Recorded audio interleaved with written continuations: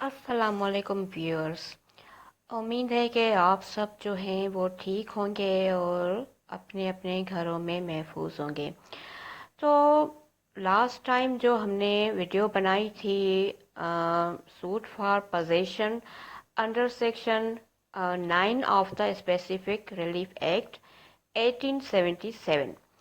अब उसके ऊपर लास्ट टाइम मैंने वीडियो बनाई थी कि जो एक लॉफुल पजेसर है वो अगर कोई डिस्पोजेस कर दे, गवर्नमेंट को छोड़ के अगर कोई भी डिस्पोजेस कर दे तो वो जो है सेक्शन 9 के थ्रू जो है जाकर सूट फाइल करके अपनी लॉफुल पोजीशन को प्रोटेक्ट कर सकता है। लेकिन आज हम यहाँ पर जो टॉपिक डिस्कस करेंगे ये है suit for position under section 8। अब अंडर सेक्शन 8 में क्या होगा कि जो एक ओनर है वो जो है सूट फाइल करके उसको अगर कोई इलीगली डिस्पोजेस करता है तो वो सूट फाइल करके अपनी पोजीशन को प्रोटेक्ट कर सकता है। तो ये सेक्शन 8 ओनर से डील करता है। अब इसमें जो ओनर है उसको जो है when any owner of any immovable property disposes then the law and the Islam also provides remedy to him। यानी कि उसकी जो पोजीशन है, और आपको पता है ओनर का जो है जाहिर सी बात है एक राइट है, उसकी जो पोजीशन है उसको कोई भी डिस्पोजेस जो है नहीं कर सकता।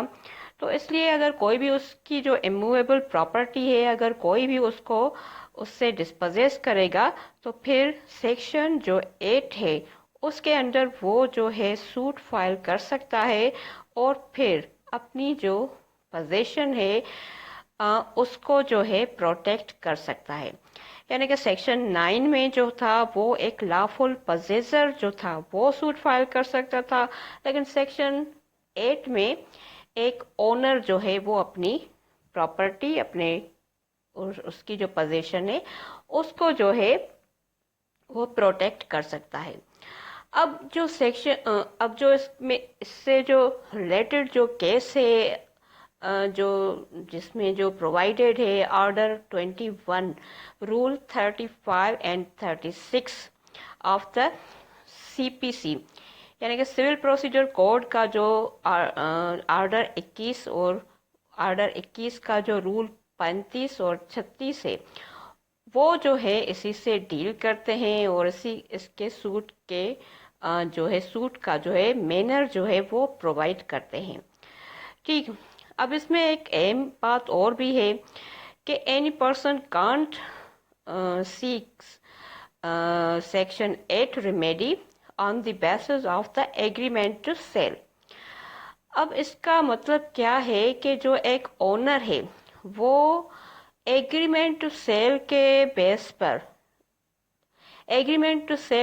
पर सेक्शन 8 की रेमेडी जो है अवेल नहीं कर सकता, क्योंकि आपको पता है कि एग्रीमेंट टू सेल जो है एक एग्जीक्यूटरी कॉन्ट्रैक्ट होता है, अभी उसको फुलफिल होना होता है, अभी उसको अकम्प्लिश होना होता है।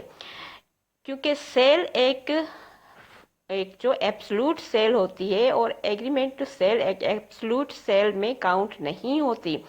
तो कोई अगर ये कह दे कि मैंने जो है एग्रीमेंट टू सेल के बेस पर मैं उसका ओनर बन गया, तो ये ओनर अभी नहीं बनता, वो अभी उसकी सेल एब्सोल्यूट नहीं होती। तो कोई भी पर्सन एग्रीमेंट टू सेल के बुनियाद पर जस्ट उसकी बुनियाद पर नहीं अवेल कर सकता सेक्शन 8 की रेमेडी, क्योंकि अभी तक जो वो सेल है वो एब्सोल्यूट नहीं हुई थी और अभी तक ये उस प्रॉपर्टी का ओनर ही नहीं हुआ। फिर उसमें ये भी है कि जो को शेयरर है वो भी जो है अंडर सेक्शन 9 की रेमेडी को अवेल नहीं कर सकता, क्योंकि वो अभी जब तक उसकी पार्टीशन ना हो वो उसका ओनर नहीं कहला सकता खुद को। फिर कोर्ट फीस जो है इसकी सेक्शन जो 7 सब सेक्शन 5 डील करता है, इसकी कोर्ट फीस जो है वो और फिर से सेक्शन 3 ऑफ सूट वैल्यूएशन जो एक्ट है ये डील्स करते हैं इसकी कोर्ट फीस से, और वो half of the subject matter of the suit होती है। यानी कि जिस प्रॉपर्टी के बारे में आपने सूट फाइल किया है उस प्रॉपर्टी का जो हाफ वैल्यू होगा उस जितनी कोर्ट फीस जो है वो आपको जो है वो लगेगी। और ज़ाहिर सी बात है, कोर्ट फीस जब सूट फाइनल हो जाता है और फिर जब सूट जो है वो डिक्री होता है तो वापस ही मिलती है। फिर लिमिटेशन जो इसका पीरियड है, ये आर्टिकल 142 के में जो लिमिटेशन लॉ है, लिमिटेशन एक्ट का आर्टिकल 142 इसे डील करता है। इसकी जो लिमिटेशन पीरियड है ये 12 ईयर्स है। यानी कि जो एक ओनर है, अगर उसी को कोई डिस्पोजेस कर दे तो वो 12 साल तक उसकी लिमिटेशन है, वो सूट फाइल कर सकता है। और फिर जो अपील है, अपील और रिव्यू जो है वो भी सेक्शन 8 में जो एक ओनर है वो फाइल कर सकता है। यानी कि अगर सूट फाइल करने से अगर उसको बेनिफिट नहीं मिला तो फिर वो उसके अगेंस्ट, उस ऑर्डर के अगेंस्ट अपील भी फाइल कर सकता है। क्योंकि आपको मैंने बताया था कि सेक्शन 9 में एक लॉफुल पजेसर जो है उसका जो राइट है वो लिमिटेड किस्म का है।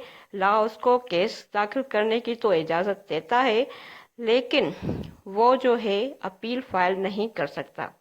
लेकिन एक ओनर जो है वो अंडर सेक्शन 8 में अपील भी फाइल कर सकता है, सूट भी फाइल कर सकता है। फिर ये है कि अंडर सेक्शन 8 जब एक ओनर है वो सूट फाइल करता है तो अगर उसको कोई भी डिस्पोजेस करे, भले वो प्राइवेट पर्सन डिस्पोजेस करे, तब भी वो सूट फाइल कर सकता है। लेकिन अगर गवर्नमेंट भी अगर उसके जो उसका जो उसको अगर डिस्पोजेस करती है, उसके खिलाफ भी, गवर्नमेंट के खिलाफ भी फाइल कर सकता है।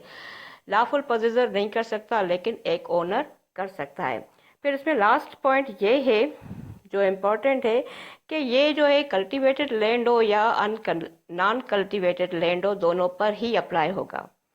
यानी कि चिकनी ज़मीन पर भी ये अप्लाई होगा।